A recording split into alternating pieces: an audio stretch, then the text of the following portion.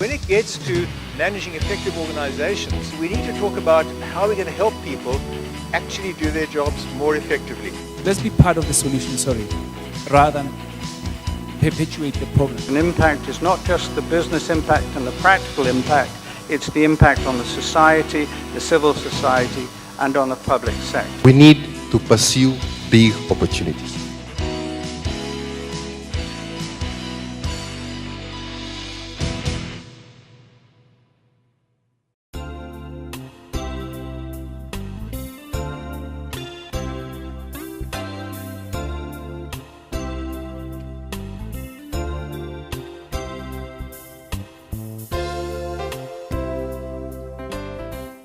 The afternoon panel will be exploring the nexus between corporations and business schools.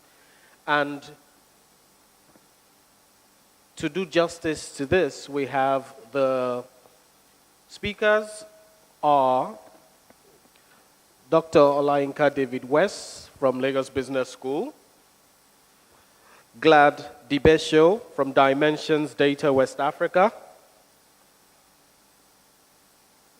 and we have one of our executive MBA students who will also be joining us, OJ, and moderating the session will be Tim Mescon from AACSP. So I'll hand over to Tim and he'll take it forward from here.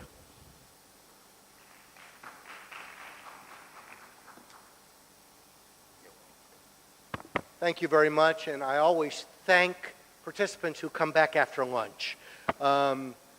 Really excited about this panel. It's an area that has been of keen interest to me for decades, both in terms of intersecting what we do in business schools in the world of business in terms of scholarship and research, as well, of course, in the advancement and the fundraising in other areas with internships, with applied projects, and I think you're going to enjoy this. So, Yinka, I'm very delighted and appreciate your time for your participation in this, and we'll let you kick it off and then share with your executive MBA student representing a team on their particular project. So thank you very much.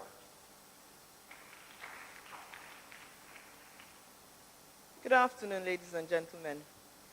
Well, I'm speaking as a Lagos Business School faculty member and academic director, but I'm actually representing a company called Center for Global Enterprise. And I think I would blame Jesuefe for introducing us to the Center for Global Enterprise back in 2004 when we were at the GBS and Africa conference in Barcelona. So what I want to introduce to you today is just talking about what CGE has done in terms of bridging the gap and the nexus between corporate and business schools.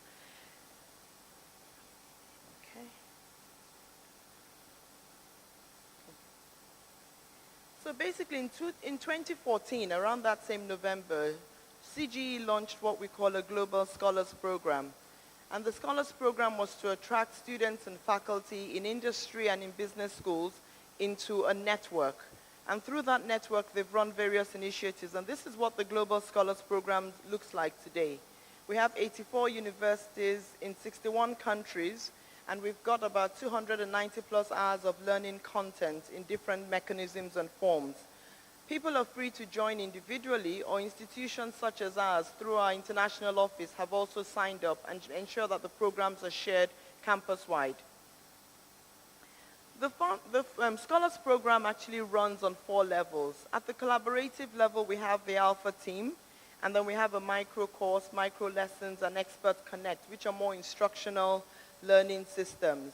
And we'll start with the Alpha team. So I'm not going to talk much about the Alpha team because I'll let OJ do that. OJ participated on an Alpha team that was looking at the NFL and how the NFL could make their Game Pass product a global product, and he'll talk about that. But that was actually the 3rd Alpha team project. And the first one was for the London Taxi Company. The first Alpha team was for the London Taxi Company, and what the Alpha team sought to do was to look at the taxi market in 2025. So it was a futuristic-looking project. And we looked at 3 key areas: social purpose, technology and business innovation, and sustainability. this team consisted of 21 participants in the 3 teams, and they came from 5 different continents and 15 countries. So it meant that working across different time zones, across different cultures, and with different people across the globe. And everything was done collaboratively in digital form. So there was no physical interaction until the last presentation, where the product was actually taken back to the London Taxi Company and delivered in that form.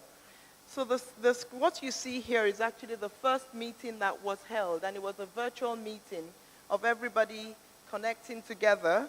And at the top we had mentors. So each team had different mentors assigned to them, and the role of the mentors was to ensure teams met and to guide the learning and the development process. The project management was handled by CGE, and then we had the London Taxi Company themselves providing their support and their guidance, and also attending some of the meetings so you could have a better view as to what's going on. So from LBS's side, we had myself participating, and we also had another colleague of mine, I'm trying to find her, there she is, Dr. Ogechi Adiola from the marketing faculty, also participating. And this was the way we collaborated. So we used the NovoEd platform, and this was really about sending messages, sending comments, sending documents, and sharing the different things on a 24/7, 365 basis generally. So we were all working on the same collaborative platform and working in teams, and then at some point in time we would do a team handoff to review some of the projects and products and to brainstorm and evaluate ideas and ensure that we could actually all work collectively and collaboratively. Another thing that CGE has been able to do is also launch books. And so we had a global book launch, and this was the first for us at Lagos Business School. So this was a global book launch that was hosted at Columbia Business School live with students from Columbia, but we also had virtual participation from students from 6 universities in China, in Lagos, and also in Portugal or somewhere else. And so it was a discussion in terms of what does it take to growing global. And this book was launched by CGE as well. Basically, the Alpha team is really about having students sponsor companies and their projects, working with business professionals, faculty, CGE, mentors, and students. And one thing that CGE has been emphasized is the leadership of the Alpha teams. Always we have student leaders. So they encourage students to take on the leadership role, and the role of the students is also to facilitate the meetings, facilitate the discussions, and ensure that we can deliver within the 6-week time frame.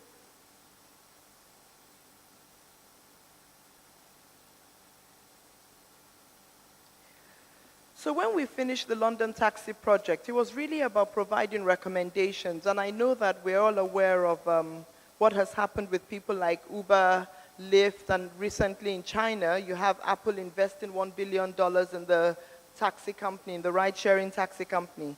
So at the short term, the key recommendations were about potential markets and patterns.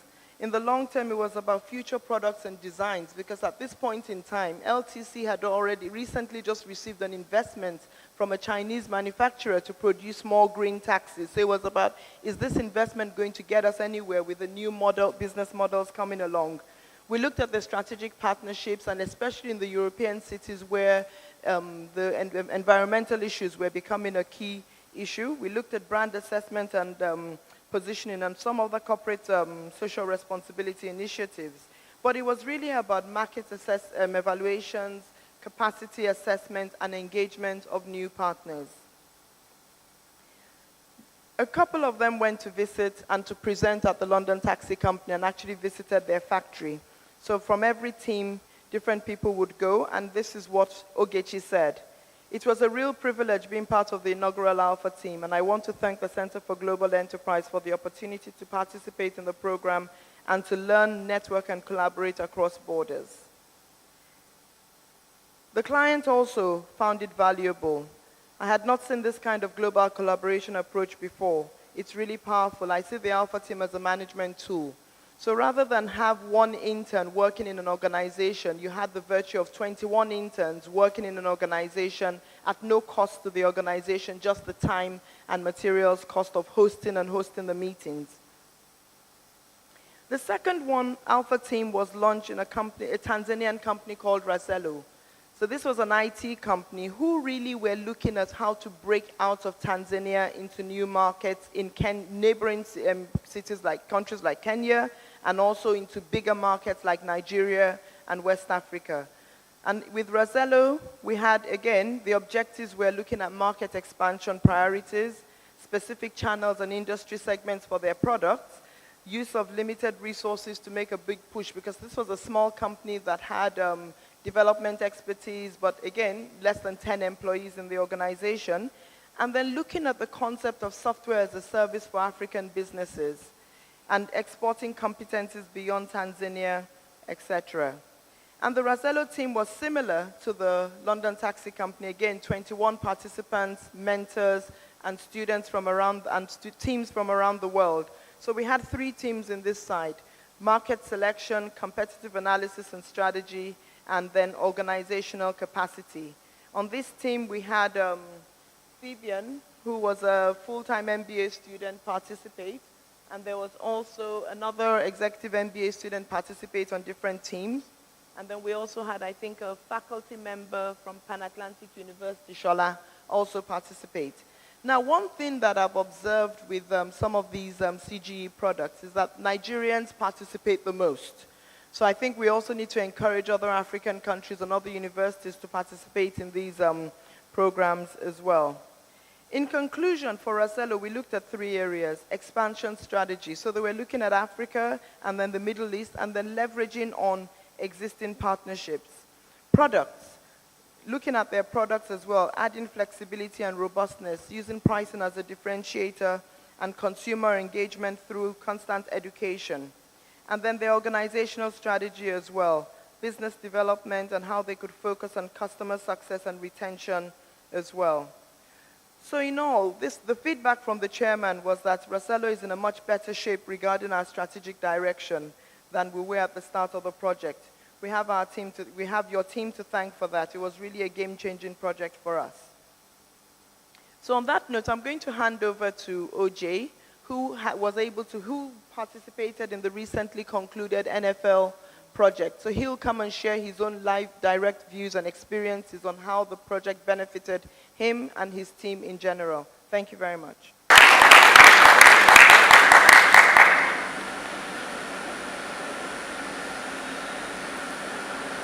As Dr. Yinka rightly said, I participated in the NFL team. I was part of the NFL Alpha team.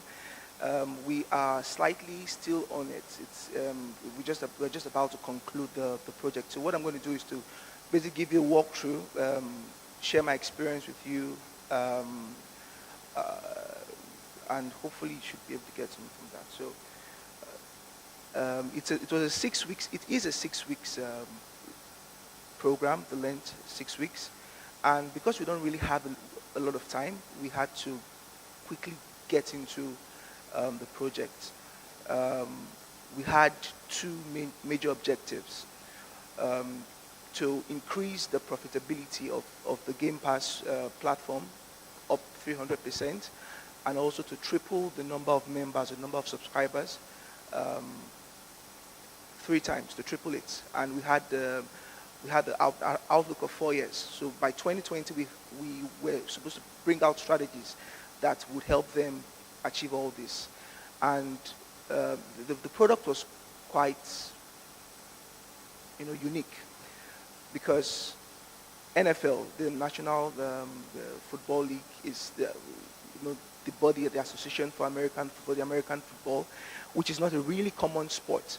And they wanted us to do this, to do all this in new markets, in emerging markets, in the African markets, in countries where people hadn't heard of American football, countries where people were not really familiar with the concept, where the closest to American football was rugby.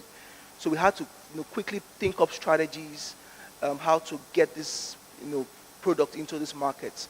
And the product which we worked on is the Game Pass product. In the US,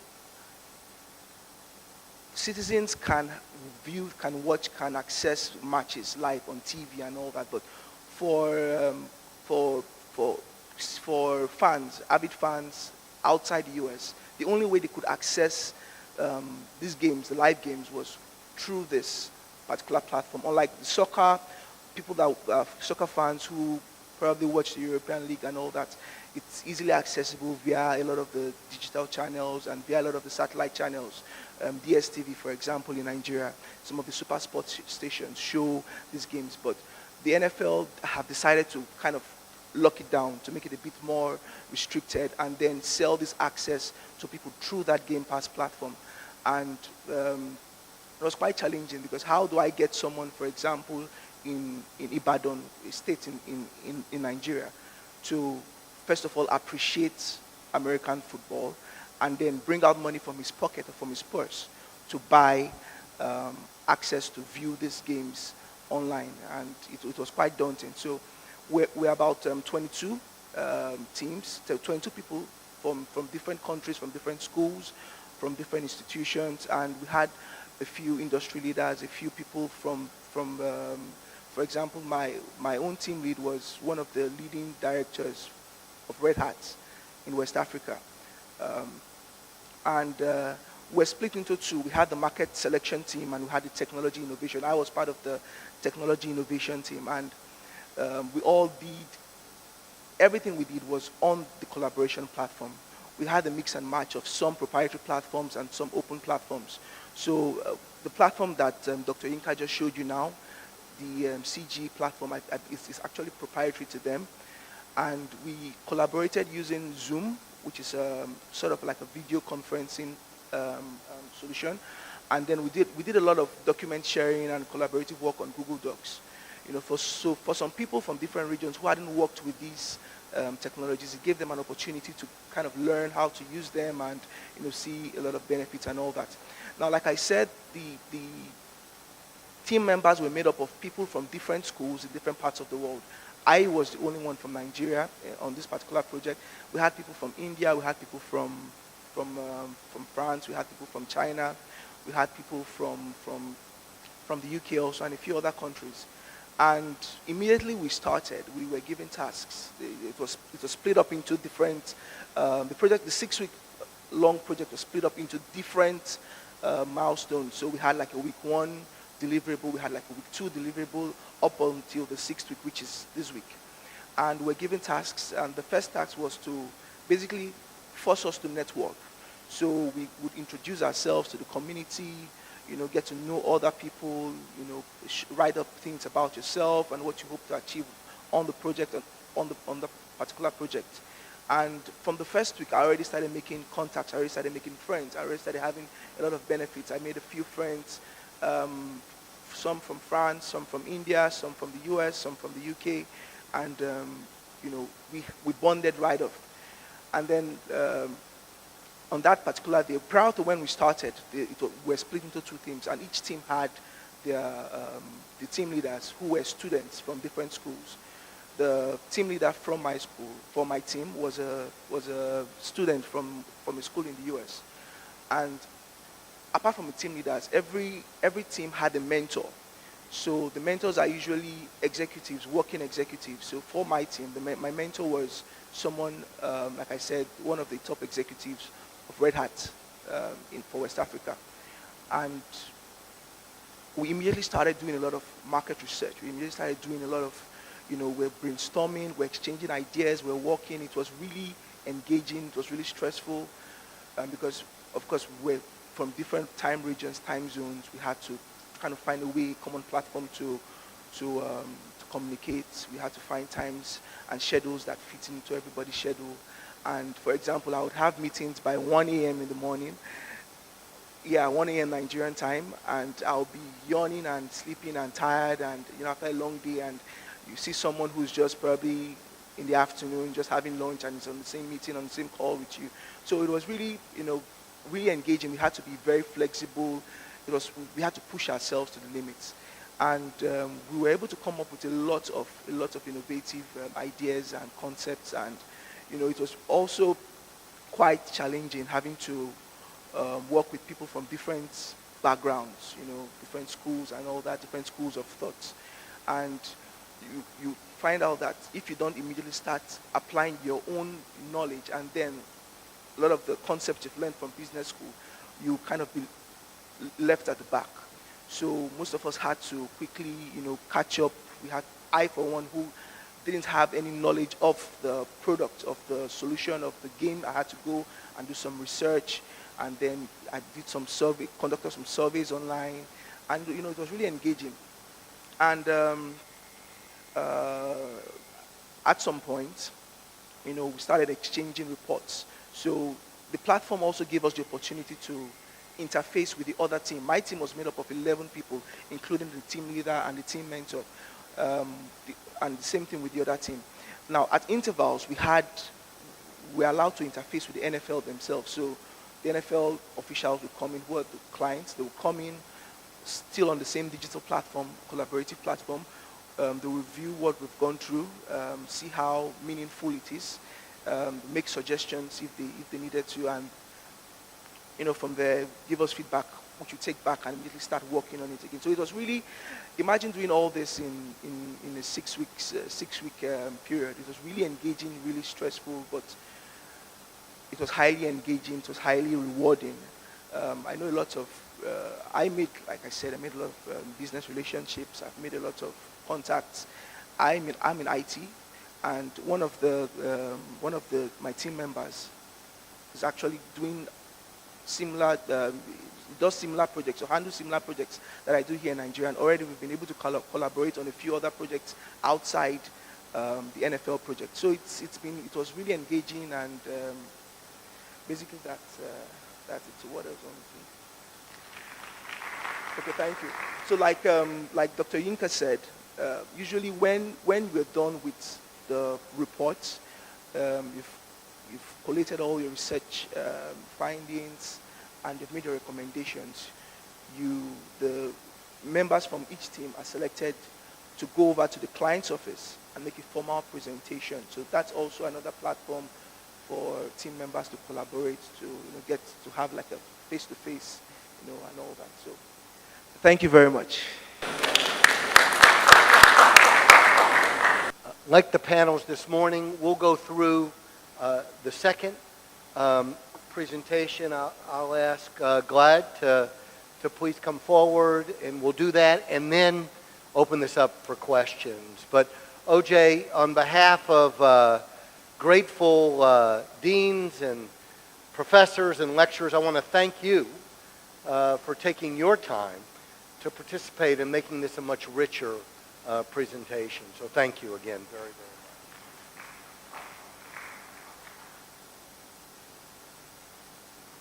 Good afternoon, everyone. Very tough crowd. I've been looking around, and I think it's got something to do with lunch. There's a famous meal in Nigeria. In South Africa, South Africans will know pap. Here we've got something called amala. If you eat that during lunch, the next 2 to 3 hours, you're basically off, ready to sleep. So I'm going to try and make this as easy and painless as possible. But let me start by just thanking AABS for inviting me here. I always derive huge amounts of value spending time with academics, and I certainly hope to take something back to my office this afternoon.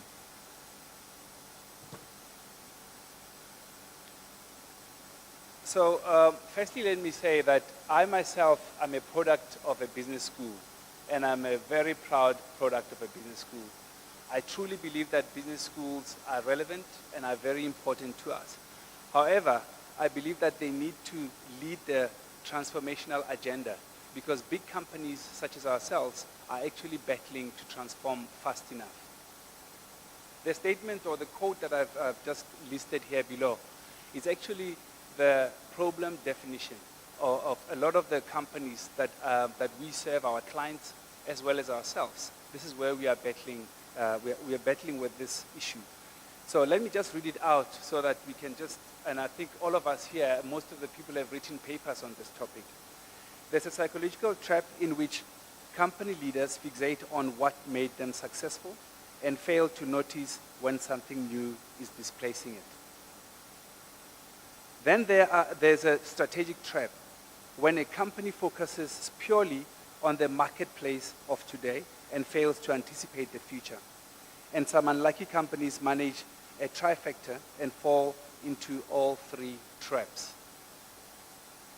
This is what I've seen in the past 10 years in business. Most of us are battling with this issue. Some, the issue is more urgent, and some is less urgent. But nonetheless, we are stuck in this problem. So I'm going to go through these points. They gave me 7 minutes, and I worked it out when I practiced at home. It took about 8 minutes. So I'll be about 9 minutes, unless I get carried away. So I'm going to go through a little bit about how we see business today, the challenges that most of our clients and ourselves are facing, who we are as a company, Dimension Data. So I'm getting my free advertisement I learned from Howard. And then some key questions that we are posing to business schools, some of the suggestions, and then, of course, a call to action. So this is the landscape today. 45 million public hotspots, forecasted to 340 million by 2018. 40 billion connected devices by 2020, of which Nigeria will be contributing significantly to that. Huge amounts of attacks, security attacks, 2 million emails being sent every second.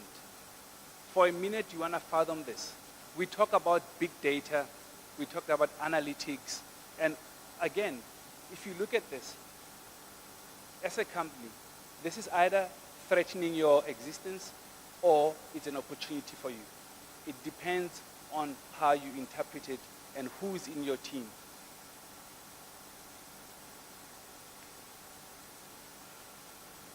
Okay, so a little bit of a summary of the obvious problems that we're all dealing with. And business is very simplistic. I mean, business schools, I think you guys handle complexity better than us. We simplify things so that we can actually deal with them as quickly as possible, sometimes too simple. This is what we are battling with. We want to keep costs low. In fact, we want to reduce costs. At the same time, we want to improve our performance. We want to accelerate our transformational agenda. And then, of course, we want to mitigate risk.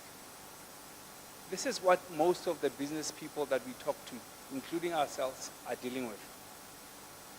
Now, just to throw in a whole lot more problems that keep us awake at night. Look at this slide. The world has become more complex. The business world has become truly more complex. I think Yinka spoke a little bit about some of the disruptive technologies, and I mean, it's a famous conversation now, even in business schools. We talk about Netflix, we talk about Uber, all of these guys who basically changed industries.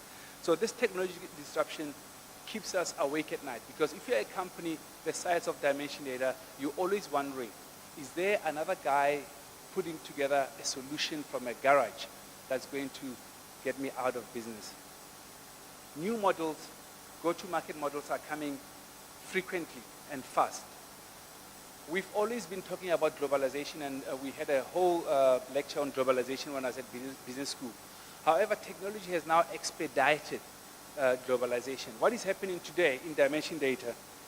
We have a central delivery organization, or a center of excellence, that's now sitting in Bangalore. And what's enabled that is purely technology. In the 58 countries where we operate, we are able to take advantage of highly skilled people at a very, very low cost. These are some of the things that most of us have to always be thinking about.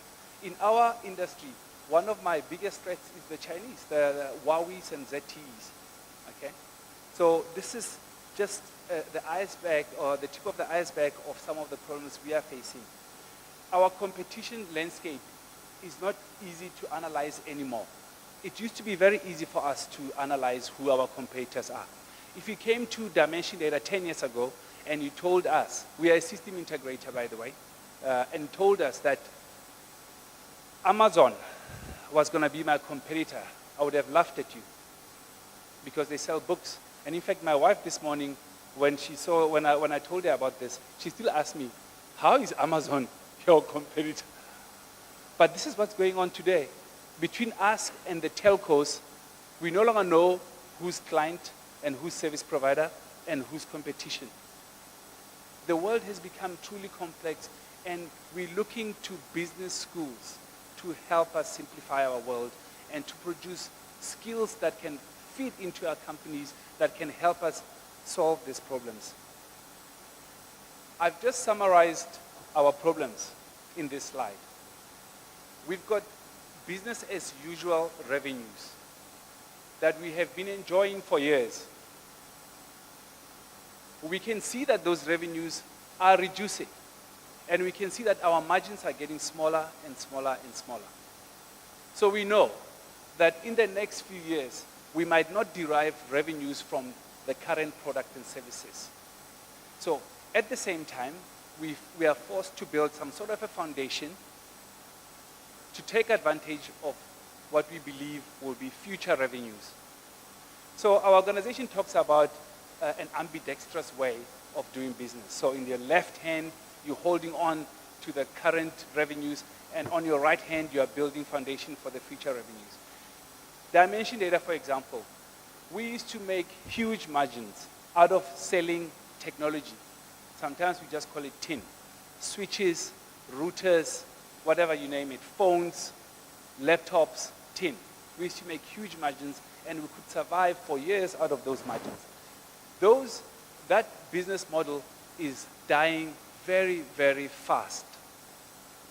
Today, we know that the technology that we provide is enabling a bigger solution. We are no longer selling the laptop or selling the server or selling a router, but we're selling something on top of that, because just simply selling that, you will get close to zero margins and you will not survive.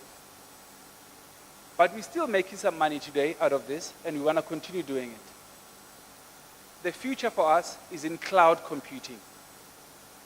So we went and we invested in cloud computing, but it's the same organization, and it's the same salesperson who's been selling a router and a switch and a server that you now want to sell cloud computing, which talks to business outcomes.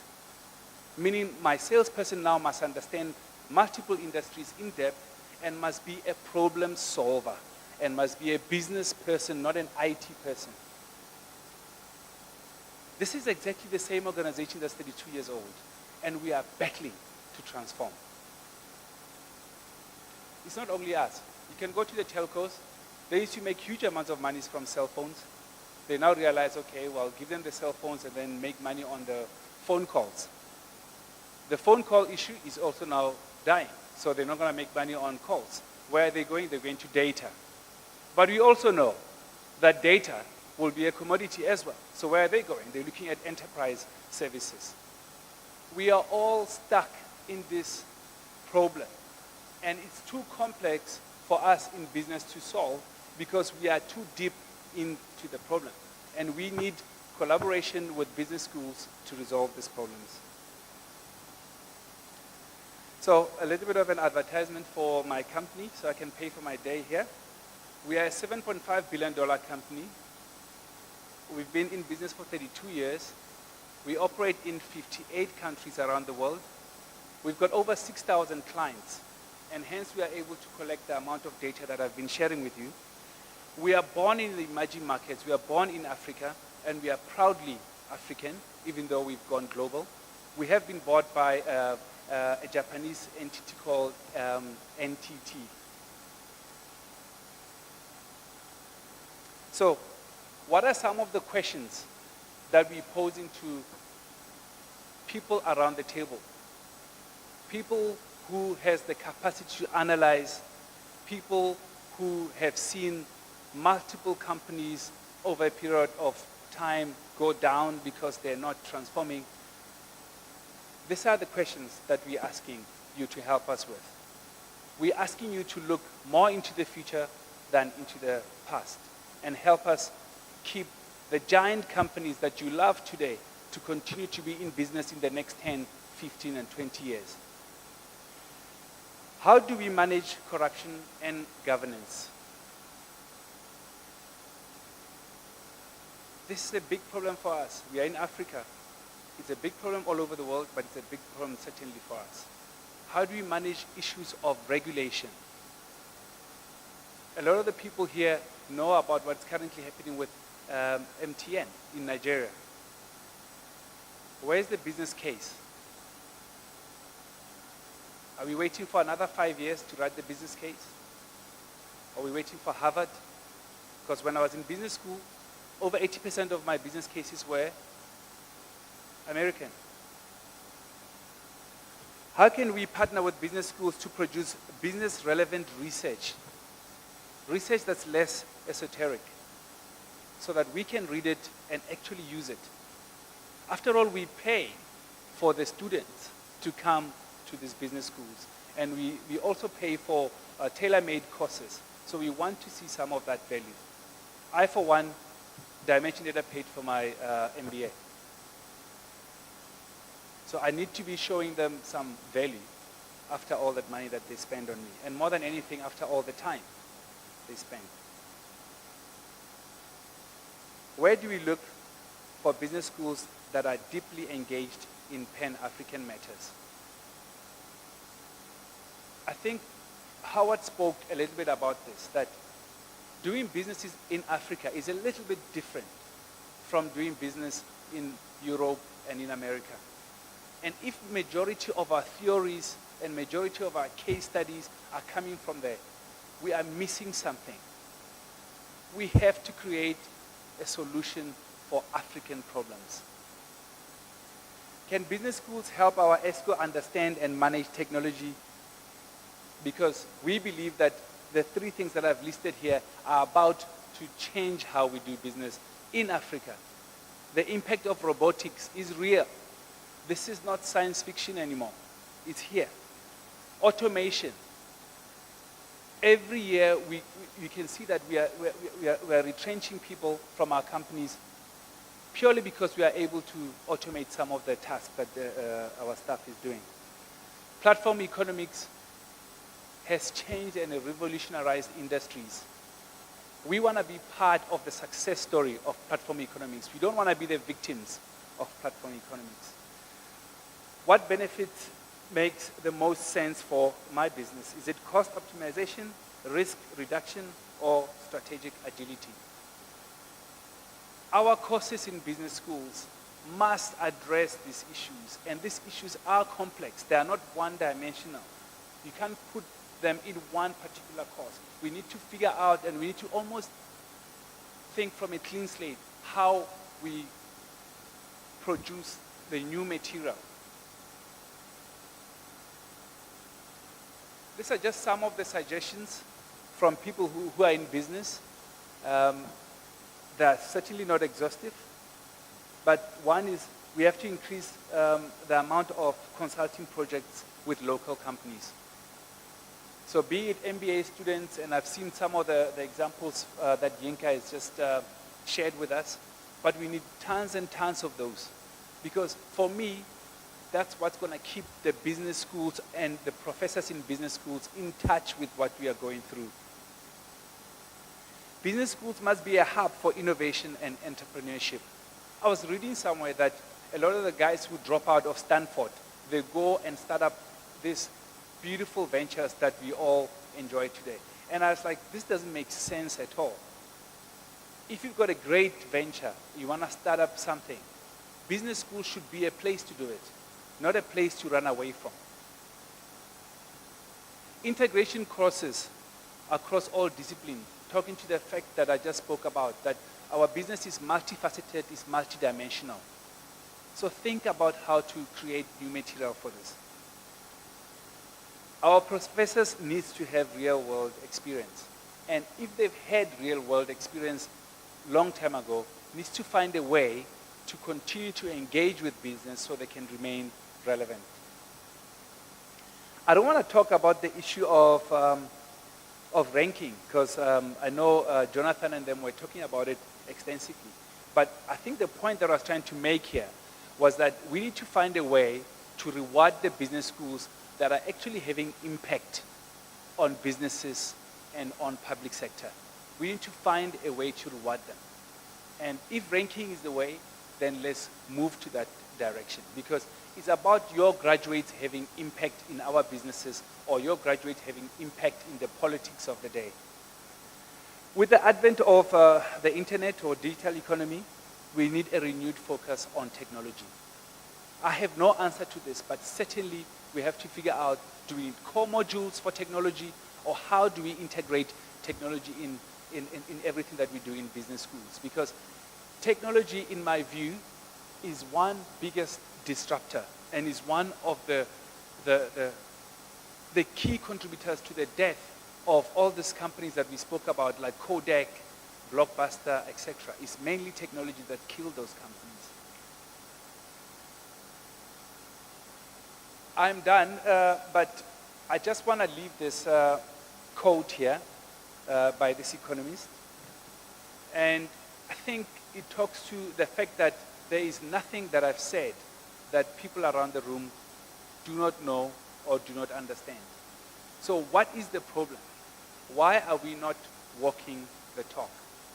And I'm just going to leave this here as I go sit down, if you can just read through it. Thank you very much, ladies and gentlemen.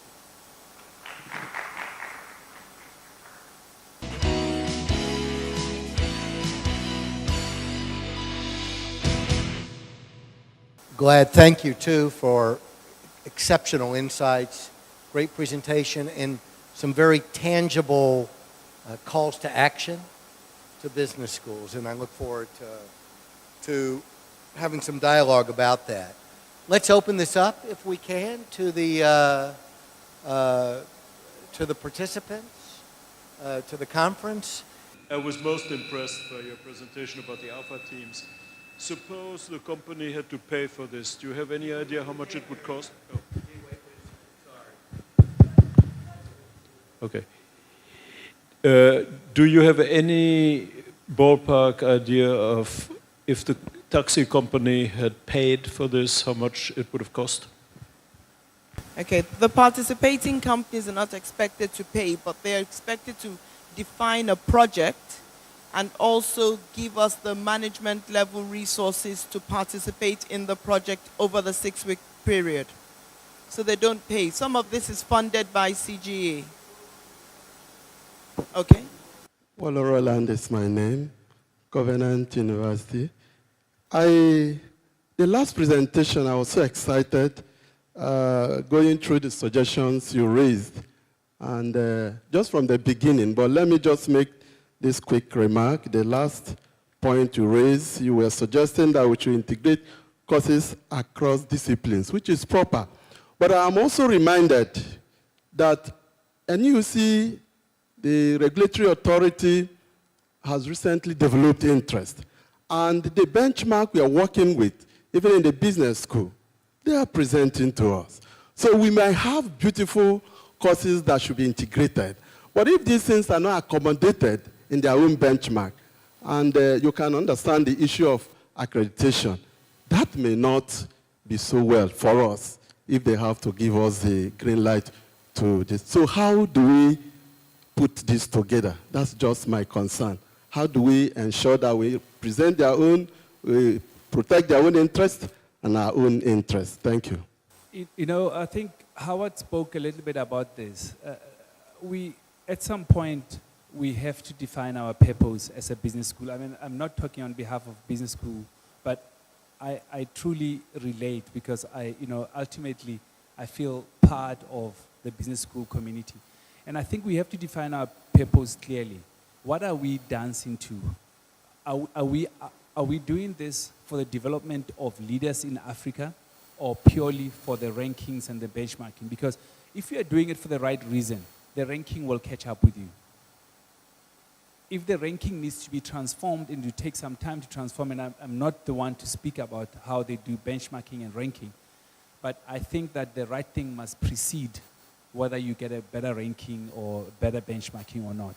So honestly, we need this. Nigeria needs students that can come into our organization and do a great job. And you need to do everything in your power to train them such that they can hit the ground running and they can help us solve these complex problems. The last response generated my interest. And of course, now the dynamics is business school, we are being challenged to come out with programs that to provide the requisite competence to make entry into firms easy so that they come and then they start to function. But the reality, as of course the last questioner raised, is we are in a way a bit restricted based on the level that we can go. And also, let's be very realistic. Now the demand for business education, especially even at the master's level, is increasing.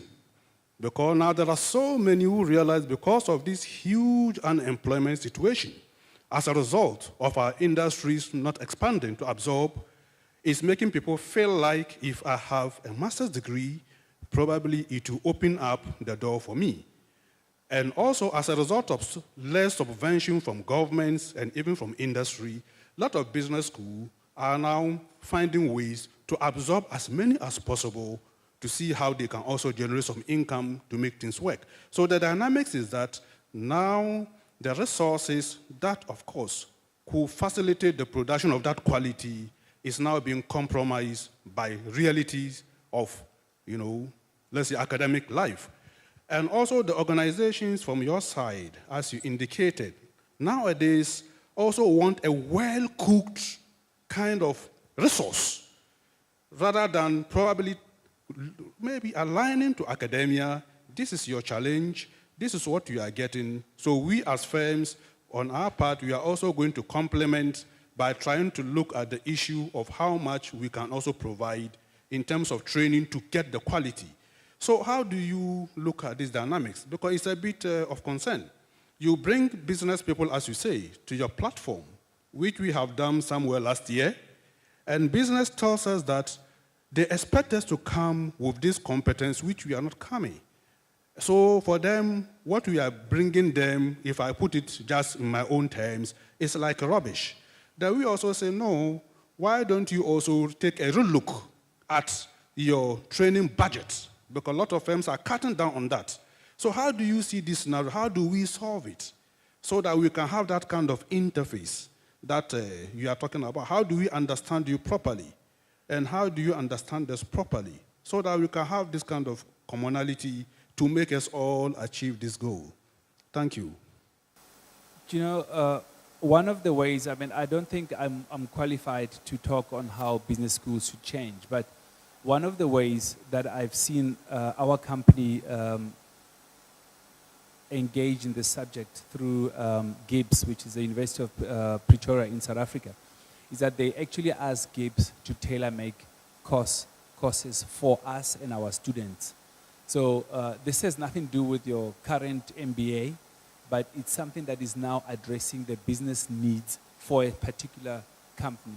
So a multinational that's saying, every year, I want to take my junior managers, 20 of them, through a course, and that course needs to help me address this problem. So you have to now figure out how to tailor-make it for them. And I think that's one of the best ways to actually address this problem for now, while the ranking systems and all the bureaucracy that happens with business schools take shape, because sooner or later, they will have to actually change. But lead the change. That's really what I'm asking. Glad, hi. Thanks for your wonderful presentation. I think that what you've done is thrown the gauntlet out to the business schools. Because the challenges that you as a corporate, and a fantastic corporate, are throwing to us is to say, that slide that you put up, these are the challenges that we in corporate need you in business to achieve. And I looked at that and I thought to myself, well, typically, and Jonathan spoke about it in his presentation earlier, about the overlap between consulting companies and business schools. I looked at your challenges and I thought there's no ways that many of the business schools can actually meet those challenges. In fact, you need to go to the McKinseys of the world to deal with that.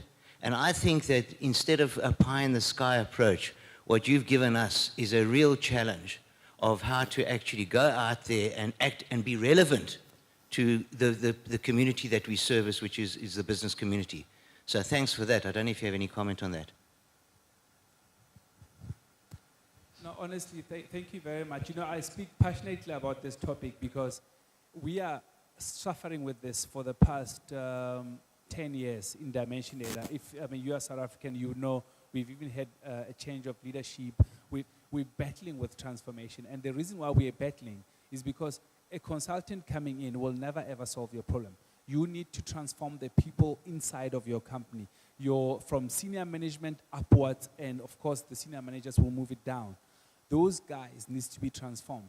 And we want to use a Gibbs, a VETS, a Lagos Business School. We want to use these institutions to help us transform our people, because we either have to throw all of them out, employ new people, but anyway, where do we employ them from? Because even outside, there are no skills. A lot of the stuff that we're talking about is cutting edge stuff. This is Silicon Valley kind of stuff, and the guys who are doing it, they're sitting in a garage. So how do we get that kind of innovation into our organization without you? It's not going to be McKinsey. It's not going to be any of those consultants. We've been consulting them for years, and companies are still losing revenues. Shareholders are losing value every single year, purely because we as practitioners in the companies are not learning.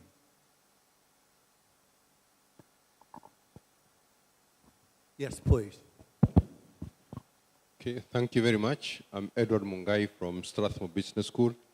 My question is related to your contribution in respect to the survival of companies, where you say that one of the greatest fear you have is whether someone is creating a company who is your competitor in the garage and will soon take care of, be your competitor. So the question is, how do you attract this person who is in the garage to work for you? Because maybe the best thing is let them come in and work for you. Or what, especially for technology companies, where the threat actually can come from universities and all that, what mechanisms do technology companies have to do that? Second one is related, is what kind of training or what kind of preparation would business school give to students so that when they come to your organization, they're able to help you? So what gaps have you seen that these students actually have so that they do not actually manage to identify those strengths, opportunities, and sort of position your company to take those emerging opportunities? Thank you very much. So the first question, sir, with regards to attracting these guys that honestly I would love for them to be working in my team, is that being an organization the size that we are, we've got more than 28,000 employees. We've got a global HR with certain standards of how to dress, how to look. When the guy who works in a garage walks in for the interview, it's very, very different. They don't fit into our company. Where they want to work, we talk about it. We talk about workspaces of tomorrow. And workspaces for tomorrow for the guy working in a garage is, I don't go to work, I work. So I'm at the beach, I'm working. I'm inside the train, I'm working. I'm in my garage, I'm working. I'm in my bedroom, I'm working. I don't have a clock in and a clock out. So the reason why we are companies the size of Dimension Data are battling with transformation is because those guys cannot find a place in those companies. When you go to a Google office, you can see that they've incorporated, they've created a space for a guy who works in a garage. And they said, here are the bin bags. This is your bed. If you want to sleep here, you can sleep here. You can bring a pet if you wanted work. So that whole transformation, the young companies that are eating our lunch are able to do it. But a company that's been going for years with certain specific bureaucratic rules, when these guys come in, they simply just don't fit in. So we battle with that. And I think that's something also that we need to look closely and say, we need diversity, and we therefore have to have these guys come into our organization. So how are we going to do that? And then on your point of how to train, which is also very important to us, because I truly believe that it is actually sad that these massive companies that you know today, if they don't exist in the next 20 years, how are we moving on in terms of learning? Because this IBM, Microsoft, all of these companies have huge amounts of learnings and institutional memory. that if we can actually use the same companies and convert them to be agile and to be changed with the environment that's changing, I think we're going to get greater companies than bigger than, not only bigger, but better companies that serve communities better than Netflix and Uber and all of those companies, because they are also going through infancy. They're going to go through infancy, teenagehood, and then adulthood. Why not take companies that are giants today and teach them how to transform? Because that's, for me, is where the next level of success in businesses should come from. The whole thing that giant companies die and get replaced by new companies is a thesis that, honestly, I wish it could change, and can only change from this kind of engagement. So the training that we need, Howard spoke a little bit about it. One is problem solving. Teach problem solving. You have to teach us to problem solve. Okay, so the second training that you have to teach a lot of us who come to business school is how to be immersed in the problems in your community such that you can find the solution for them. And I think all of these things I'm talking about, they're already happening. And the business schools have some success, sporadic success in this kind of thing. But what we need to be doing is moving it into the mainstream.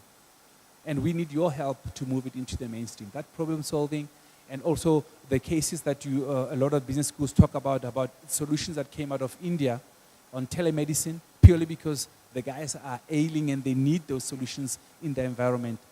Those are the kind of cases we need to be moving in and moving into our business schools and making sure that they expand into other problems. We solved our mobile banking problem in Africa through M-Pesa.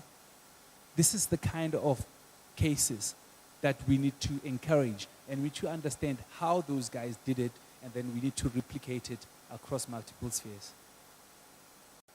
Or a legacy brand like London Taxi Company, how do they find you and engage you with these projects? And then when you're done, OJ, if you don't mind, you're in the executive MBA, or you were.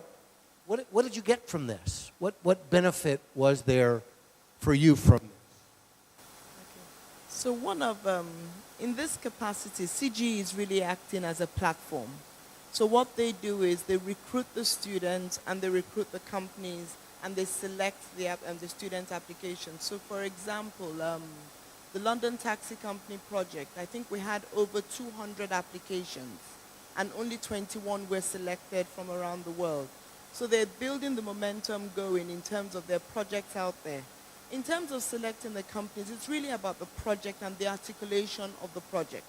Because what they're also looking at is what can be executed within a 6-week period. So these are global virtual teams that are looking at volunteer-based projects in general, because nobody gets paid for their effort or their time. But volunteer-based, highly engaging learning projects. And what they're bringing together is the combination of skills and resources from around the world, which unfortunately you would have to get by traveling in other climes. So we don't do that. We don't travel, but we use virtual technologies to have weekly meetings, to have shared documents and share contacts and share ideas. And within each team, you also have sub-teams. And one thing they're always particular about is selecting a wide representation of cultures and people. So there's diversity in the thinking, there's diversity in the understanding and approach and things like that. So for the NFL project, I know that more people applied, but not everybody could get on that project. So you find out that quality of projects is important. Over the last year, they're also mandated to build capacity in Africa. So I've also been working with them in understanding the platform space in Africa. So we did a global survey of African platforms, and we just published a paper on African platforms. And that has also now rolled out into a micro course, which is a 5-week course, which we're teaching about developing platforms in Africa. What type of knowledge do you need in terms of launch strategies, entrepreneurial strategies? So we've built it in association with someone from Tulane University, who's also a fellow at MIT, another faculty from MIT, a local Nigerian venture capitalist, because the whole idea of these platforms is how do we raise capital and funds to seed these projects off the ground and then providing information. So there's a mixture of products and services that we can apply. And even this, this platform course that we're running right now, we had over 800 expressions of interest. We had 300 completed applications, and we selected 50 from around the continent. So there's a lot of demand for this kind of knowledge, but it's just about getting the word out there, ensuring that the business schools are participating and encouraging their students, because this is extracurricular, but it complements what we can do without the constraints of the regulatory authorities, but it's also expanding our networks in that sense. So I think that's, so there's research, there's teaching, there's micro courses, and the product suite can only expand depending on the needs and participation and support. So this platform study and the courses are actually being supported by Rockefeller Foundation, because they have a global initiative in Africa to create digital workers for the continent. Yes.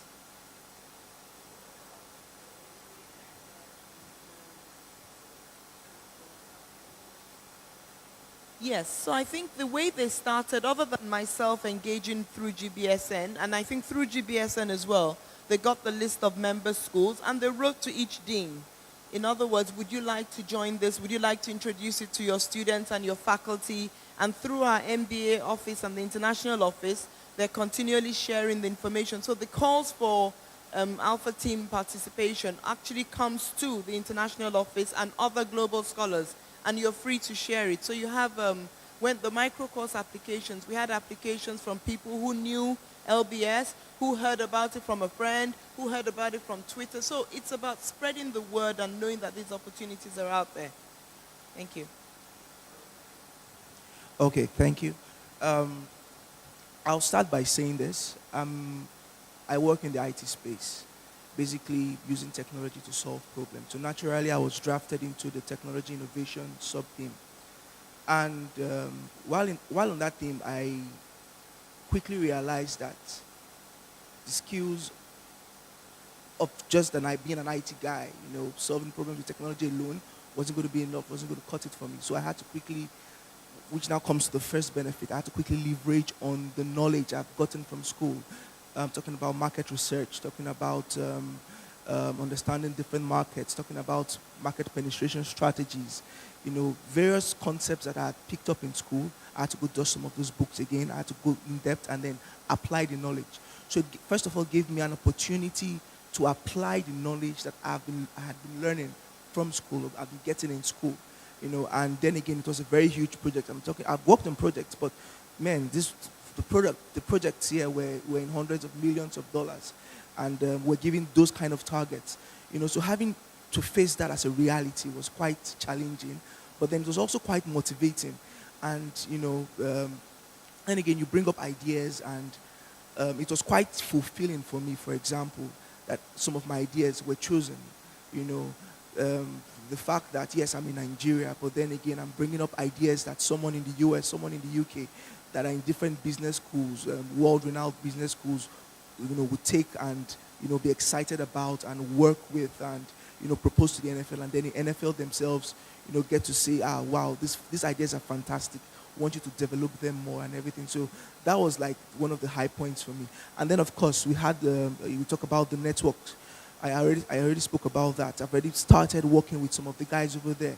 I've made some really good friends. I've made some real cool business connections. And one thing I know about success, about being a good executive, about being a good employee, or being a good business person, is usually not about your knowledge you have personally. It's about your ability to tap into the resources that are available outside. So I'm having, for example, a business problem I'm trying to deal with. I'm going to work on for a client.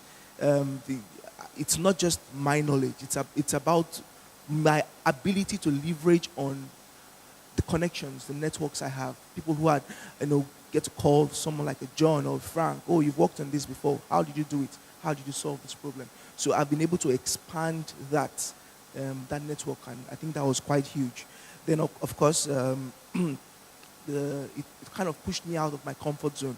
Yes, I'd work with multinationals and everything, but having to have meetings by 1 a.m. in the morning and still be productive, that was quite challenging, you know, and having to work with those kind of tight deadlines, and you know, no time to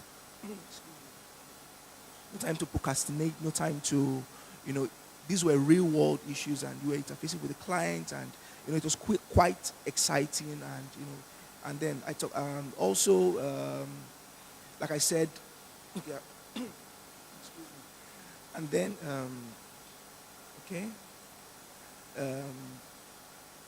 having to relate with people. You know, we get to learn right now we're doing a course called Human Behavior in Organizations, where you get to learn about how different people relate, how different people work together, you know, how, you know, basically how to relate with people, how to manage people in different teams and everything. And this was a team made up of people from different regions, different backgrounds, different languages. So first of all, had to go through the language barrier, people trying to express themselves in different ways, had to go through the accent barrier, and then different people had different meanings. They could read different meanings to different ways of using. You could say something and then someone reads another meaning, and then you had to go past all that, and then you had to go through different cultural issues. And so it was really like giving you that multinational experience without leaving your office, or sometimes your room, or sometimes your classroom, depending on where you are. There were meetings I would do in the car, you know, parked in the car lot, and I'm having meetings, and you know, having that, it's almost like a face-to-face. So basically having that experience without having to get on a plane and go somewhere. So basically those are some of the things I took out of it. Thank you very much. Yeah.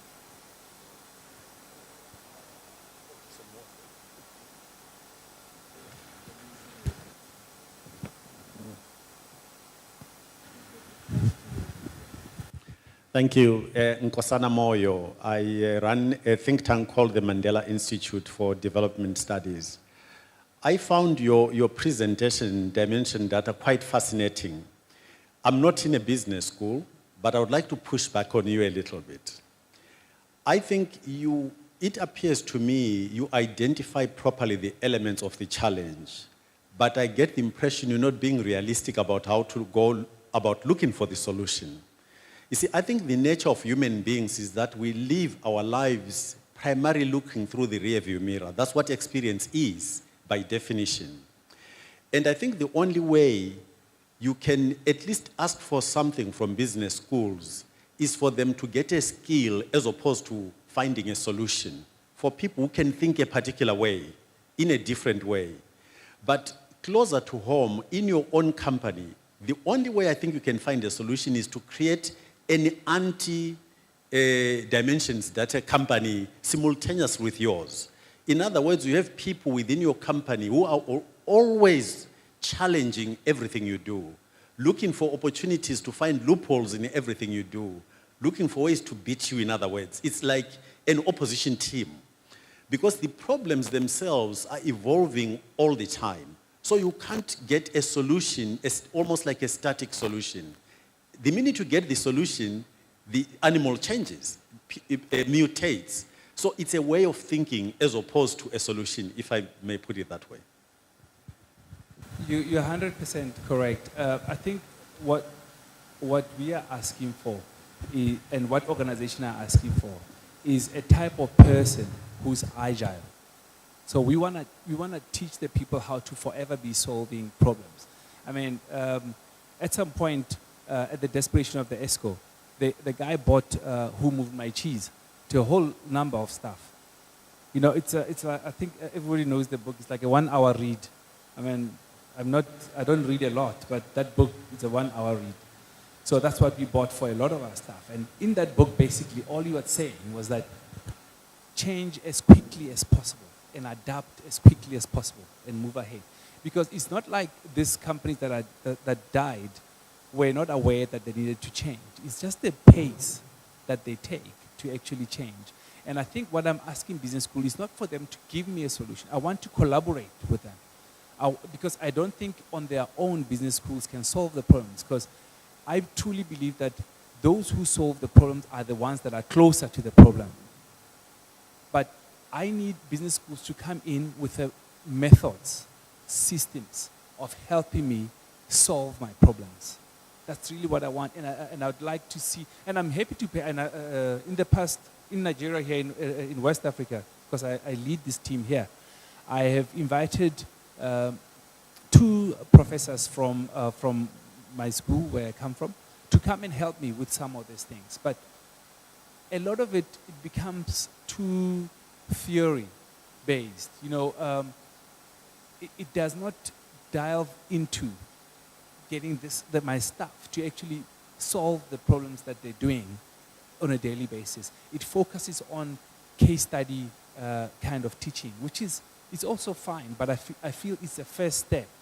Once you know these cases, then you know you're on a burning platform. You've seen the case of how this company actually died, so you know you're in a burning platform. So it's a good thing.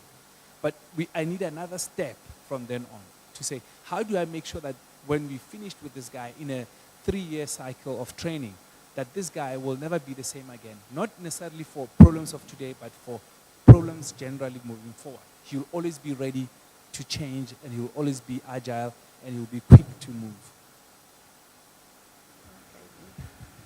Okay, permit me to give humble student's opinion on what can be done to solve the problem. You know, we are doing a course right now called Management Information Systems, where we have so far kind of reviewed the approach, the various strategic approaches that companies have taken to align their business operations with the IT operations. Companies that have succeeded, what they did to succeed. Some of the companies that failed, what they did wrongly or where they went wrong. And as an IT solutions architect, I've been able to take some of these concepts and immediately begin applying them. Just last week, we did a particular course, a particular case. We did a particular case on a company that was in the real estate space, and strategies they implemented, the software tools they used, how it helped their business grow and all that. And coincidentally, I was consulting for a company that works in that operates in that particular industry. And immediately I got home that particular day, I did my research using those same tools, the same processes, the same methodology and all that. And I gave my proposal to the client this morning, and they're happy with it. The same thing, we did something on First Bank, an entire bank, how they were able to leverage on technology and how they were able to grow and all that.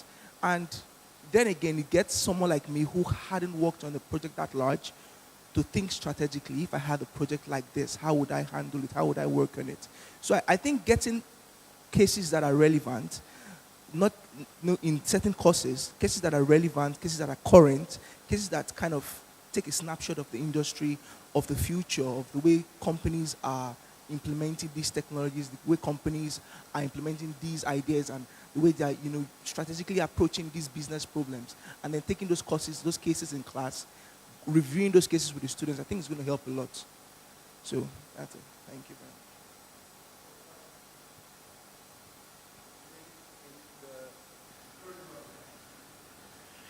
Thank you, Jonathan, again. I just want to support Glad in this. This is a very interesting, very helpful interchange here. Because what is our role as business schools and as business school faculty? And how can we help the Glads in our community to deal with what they have to deal with? Because when you are running a company, you actually don't have time to think very much. It's pressure, pressure, pressure, pushing all the time. We're supposed to be taking time to think. But at the moment, there's a huge chasm between the doers and the thinkers. So the thinking kind of doesn't affect the doing all that much, and the doing doesn't elicit the thinking. And I think Glad is calling for that partnership to be stronger. And I support that very much indeed. So how do we do that? Because the average professor doesn't even know what Glad is talking about, is my guess, because he's never been there.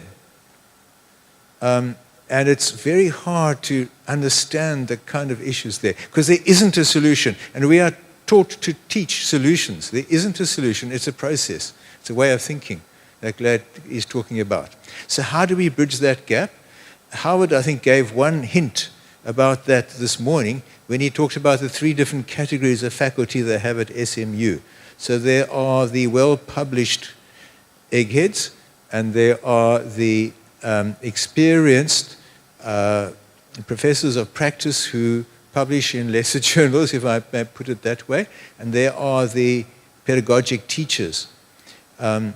We actually need, maybe in that second category or a fourth category, to have not the theory gurus, but the practice gurus who are in the boardrooms, who are running businesses.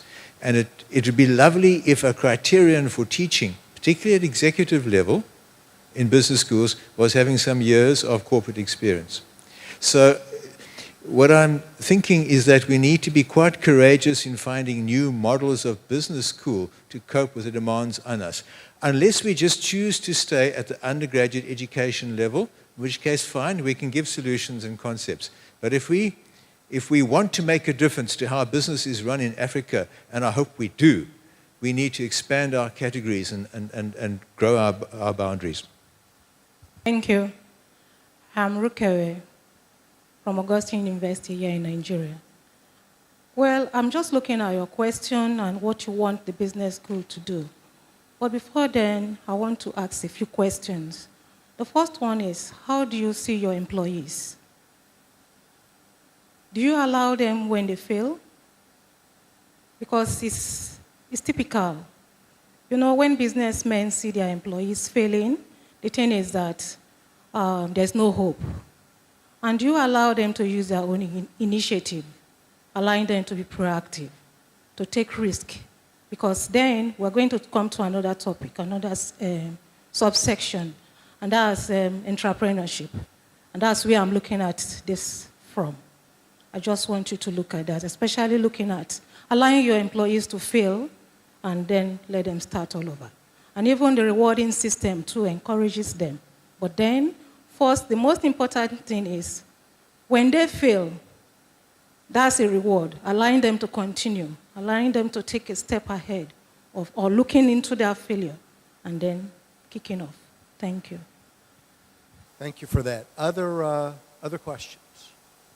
I think this question about practical application skills is extremely important, but I think we must be very careful what we discuss and what we want to do with this.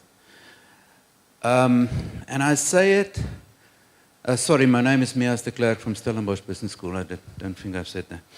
I say it from a background in which I spent 30 years in industry before joining faculty full-time. So I know industry, and I've been personally, I think, fairly successful in industry. We must remember that we are business schools. We are academic institutions. We are not consulting houses, and we are not the providers of tools. Somebody once said, a fool with a tool is still a fool.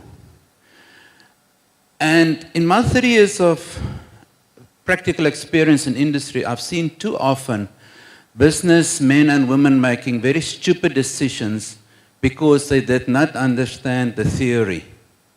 And therefore they make decisions just from shooting from the hip. And although we must always have a practical application, we must remember what Peter Drucker said, that there's nothing as practical as good theory. And we should not let theory go. We should not get into the space of just providing students who can do practical things, but they don't understand the theory.